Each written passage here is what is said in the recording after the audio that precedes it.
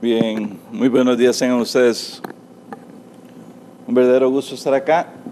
Vamos a tratar de resumir en 20 minutos toda la información que les traigo.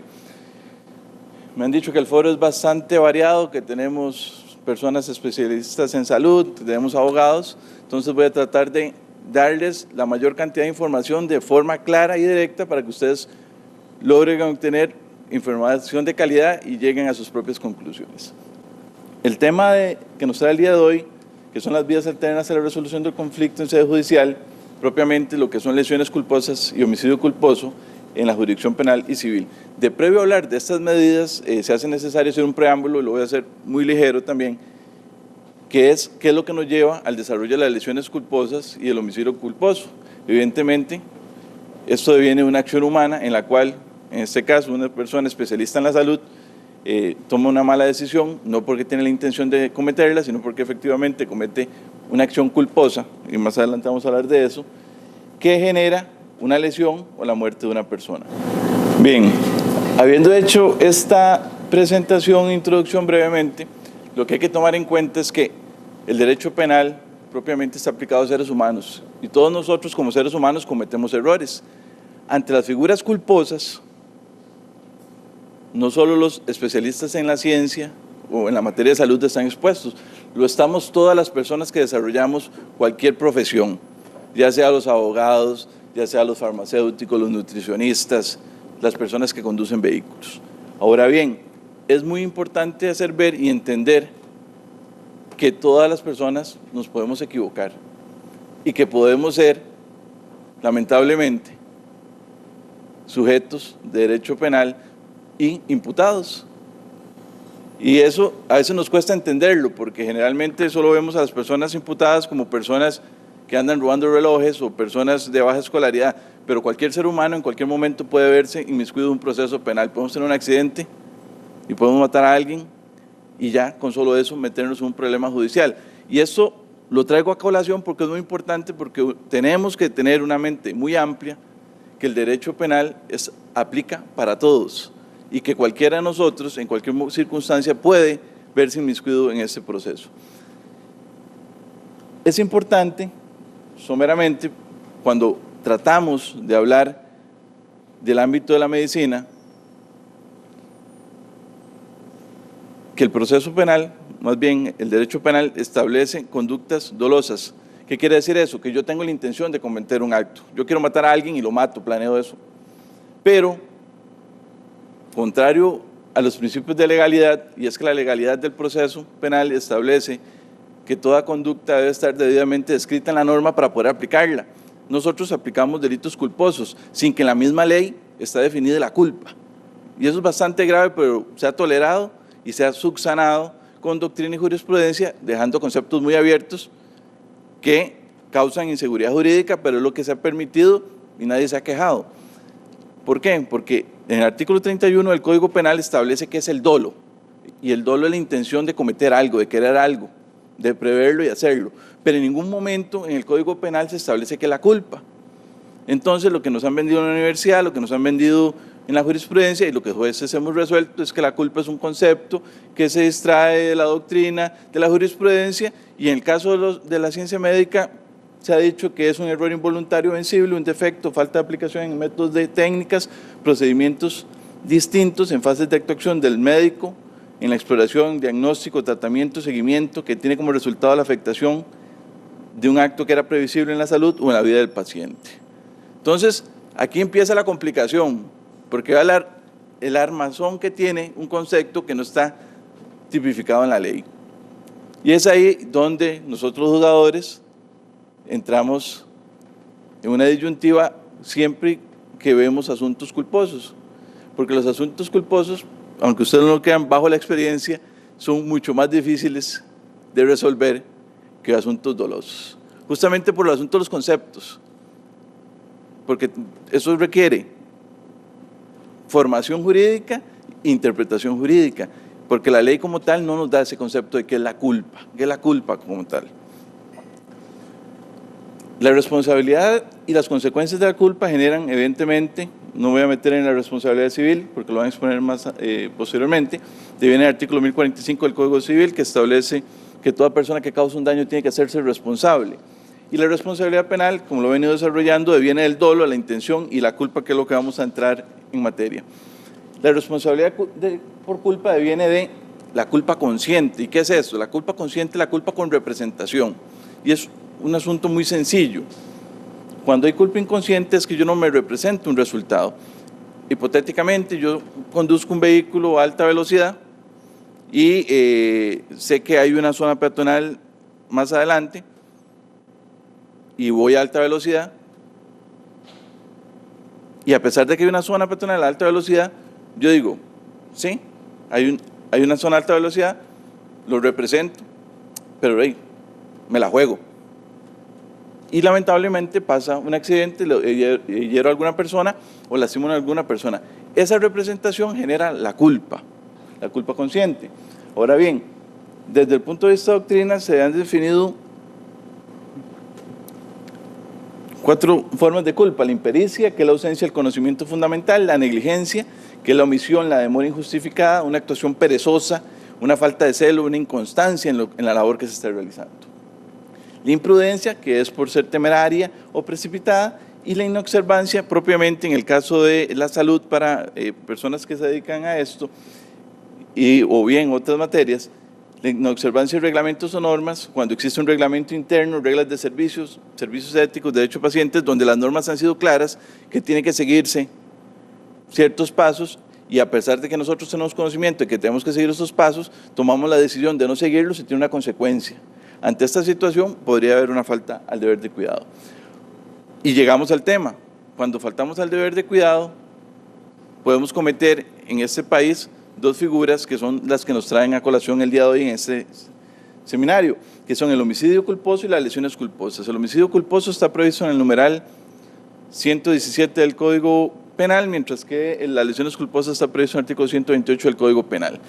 Son figuras, evidentemente, la única diferencia entre una y otra es que el homicidio, evidentemente la persona muere, mientras que las lesiones, la persona puede quedar viva y con lesiones gravísimas, graves o superiores a 5 días de incapacidad. Eso es lo que se requiere para que se configuren los tipos penales de lesiones y homicidio culposo, evidentemente, más la falta al deber de cuidado que tiene la persona que realiza esa acción.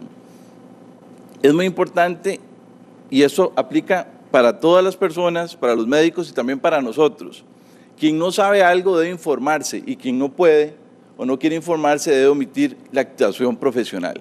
Y eso es muy importante, no solo para las personas que son médicas, sino para cualquier persona que realice una actividad profesional. Muchas veces somos bastante aventureros y tomamos puestos que no tenemos capacidad, tomamos decisiones en momentos que no tenemos la capacidad y no consultamos, y esto es lo que genera muchas veces que esta toma de decisiones genere consecuencias a terceras personas. Y lo que pasa es, y vuelvo al punto, que todos nos equivocamos, pero en el área de la salud es más visible. ¿Por qué? Porque la afectación es a la vida humana y a la integridad.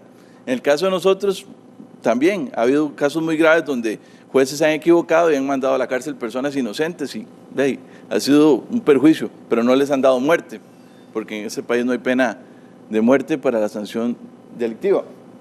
El punto es que se hace más visible en el área de la salud los errores, porque todos nos equivocamos, y en ese sentido, reflexione cada uno de ustedes cuántos han sido acusados por algún delito, cuántos han sido cometido y tomado decisiones a lo largo de sus carreras y se han equivocado. ¿Por qué? Porque todos nos equivocamos, y en ese sentido lo que hay que tener y tomar en cuenta es saber tomar decisiones correctas al momento en que usted las enfrenta.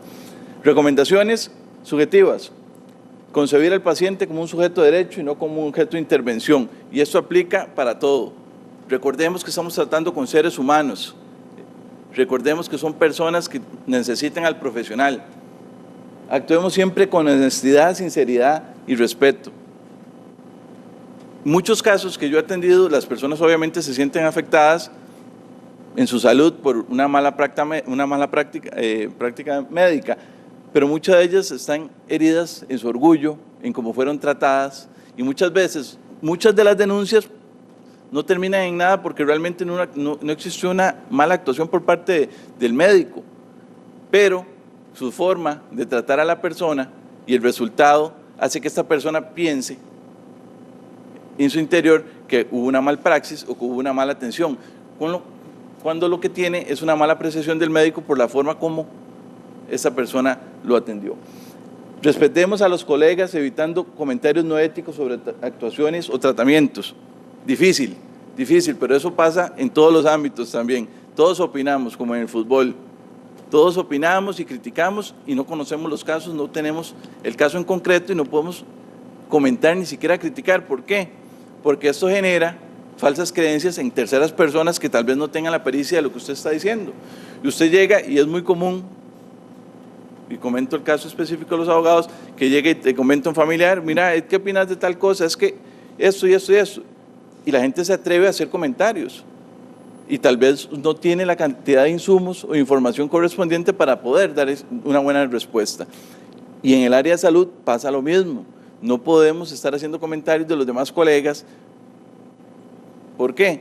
Porque efectivamente esto puede ser tendencioso y puede generar conflictos y puede generar, y en muchos casos, reitero, la situación de que se inicien procesos judiciales cuando la persona escucha que otro doctor o que otra persona profesional dice, no, es que eso está mal hecho, pero tal vez la otra persona no tiene la cantidad de insumos para tomar esa decisión y lo hace de manera tal vez no de mala fe, pero de manera imprudente, generando un conflicto innecesario. Y eso es muy importante que lo tomen en cuenta, no solo para el ámbito médico.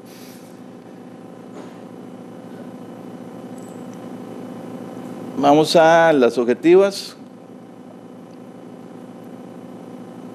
Comunicarse permanentemente con la persona enferma, con sus familiares, conocer las limitaciones profesionales, revisar las actuaciones, eliminar el carácter corporativo, constatar que el expediente corresponde al paciente, anotar en el expediente médico con letra clara y legible indicaciones médicas, tratamiento y estado. Eso es muy importante. ¿Por qué? Porque son famosos los médicos con sus rúbricas, su letra de que es bastante ilegible. ¿Qué pasa? Muchas veces también ha pasado que se han iniciado procesos por cuanto no ha sido claro qué es lo que se escribe, qué es lo que se dio, qué es lo que se consignó, y esto genera que tenga que abrirse una investigación, cuando si el expediente clínico hubiera sido lo suficientemente claro, no hubiese sido necesario mandar a preguntar o abrir una causa solo para verificar qué es lo que recetó, qué fue lo que dijo. Entonces es muy importante y es una recomendación que los expedientes médicos se utilicen como forma de consignar la realidad y el apego a las decisiones que se tomaron en una letra clara y sencilla. Bien, ahora caigo al tema que nos trae aquí, después de hacer esta breve mención, que son las medidas alternas en el proceso penal. ¿Qué son las medidas alternas en el proceso penal? Bien, evidentemente, como lo dice el nombre, son medidas alternas. El proceso penal antes de 1998 era un proceso que tenía como único consecuencia el juicio. Cuando una persona la acusaban, vamos a juicio. A raíz de 1998, con el cambio del Código Procesal Penal, se establece una norma en el artículo 7 del Código Procesal Penal que establece que el proceso judicial como tal no es un fin en sí mismo, que el fin primordial es la solución al conflicto. ¿Por qué? Porque yo como persona que tengo un interés o ha sido lesionado mi derecho, yo lo que quiero es que se me solucione el conflicto. Si me pasó algo, que se me resarza o que se me dé justicia. Es así que se implementan las medidas alternas del proceso penal a partir de 1998 con el cambio de código, generando varios tipos de medidas alternas como la conciliación, la suspensión del proceso a prueba, la reparación integral del daño, las cuales tienen una aplicación muy similar y con características muy similares. Inclusive, don Julián va a hacer una exposición con respecto a este tema de la similitud de las medidas procesales. Vamos a desarrollar la reparación integral del daño.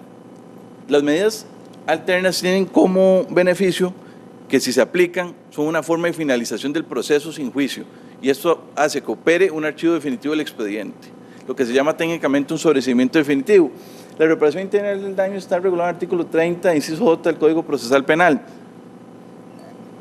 y se establece que puede serse utilizado en figuras culposas.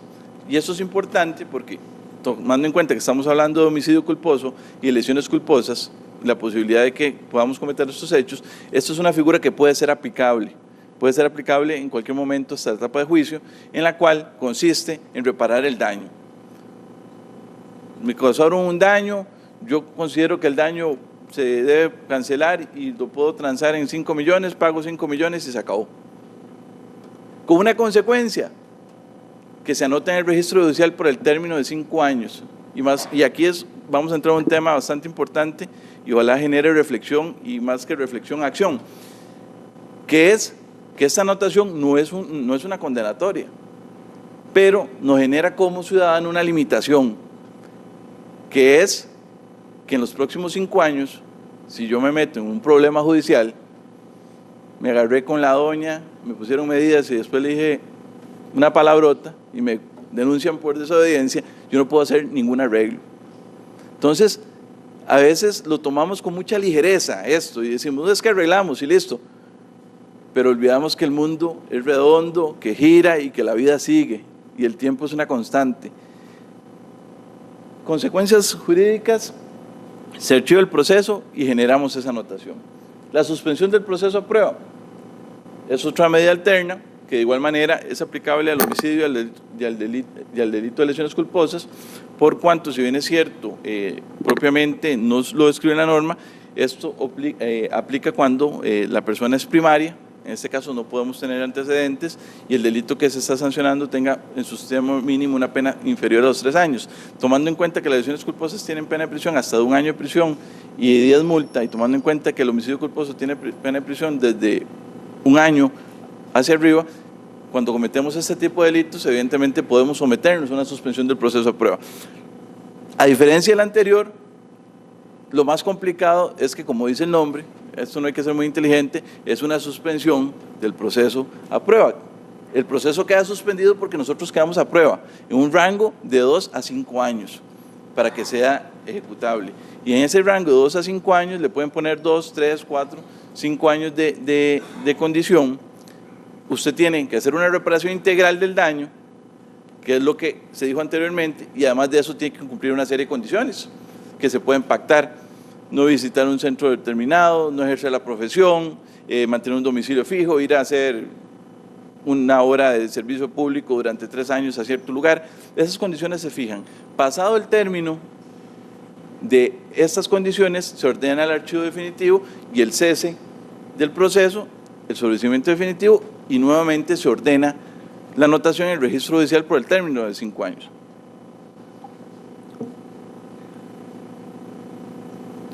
Conciliación. La conciliación está regulada en el artículo 36 del Código Procesal Penal y evidentemente conciliar viene del verbo conciliar, conciliare, que es el acuerdo entre las partes. Es un acuerdo entre partes, entre persona acusada, persona ofendida, persona actora civil, persona demandada civil, en el cual acordamos finalizar el proceso conforme a lo que queramos negociar. La aplicación de conforme al artículo 36 es muy similar a la suspensión del proceso a prueba, son prácticamente sus condiciones, y la consecuencia jurídica igual de la conciliación es el archivo definitivo del proceso y la anotación por el término de 5 años. Y hago este énfasis en la anotación de los 5 años, por lo que más adelante voy a traer a colación. Otras formas de finalizar el proceso sin juicio, tomando en cuenta que las lesiones culposas, y aquí hay contrariedad en nuestra ley, porque no sé en los demás países, pero en Costa Rica nuestras leyes son como nuestras calles, y yo hago esa analogía, que las hacen, las dejan ahí, se llenan de huecos y en lugar de arreglarlas, lo que hacen es taparlas.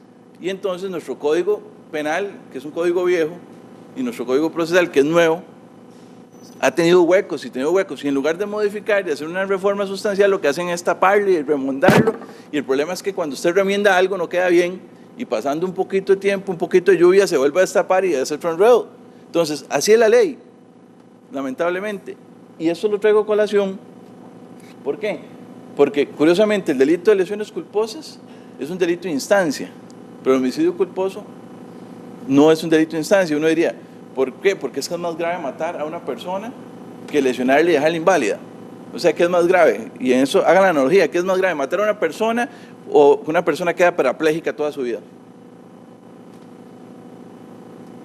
Estamos hablando de delitos culposos. Entonces, ¿por qué? Permitiríamos que un delito donde yo cometí unas lesiones que generan una incapacidad permanente del 90% del sujeto o de la persona ofendida, es un delito de instancia. ¿Qué quiere decir un delito de instancia? Que se ocupa que la víctima impulse el proceso para que lo persigan a uno. Mientras que un delito de homicidio culposo, no. Entonces, son situaciones que hay que darle mente y no hay ninguna justificación, realmente. Decimos, es que la vida, sí, la vida es muy valiosa, pero bajo un principio de vida uno desearía tener una vida armoniosa, sana y derecho a vivir. Es que, recuerden que me faltó tiempo. Unos minutos de gracia. Ya casi termino. Minutos más. Bueno, entonces, otra forma de frenar el proceso es la revocatoria de instancia. En delitos culposos, cuando la persona insta el proceso, lo puede revocar y esto hace que se genere archivo de la causa. Política criminal, y aquí voy finalizando. Costa Rica como tal no tiene una política criminal. Costa Rica, gobierno tras gobierno, se mueve conforme a lo que los medios piden. Y eso usted lo ve en las leyes también. Y es muy interesante porque tenemos muy buenos juristas, tenemos gente muy inteligente, gente con propuestas muy interesantes, pero lo que tiene que salir es en los periódicos de circulación nacional, hacer un poquillo de bulla, y los políticos, con el respeto que se merecen, toman eso para hacer política e impulsan proyectos de ley.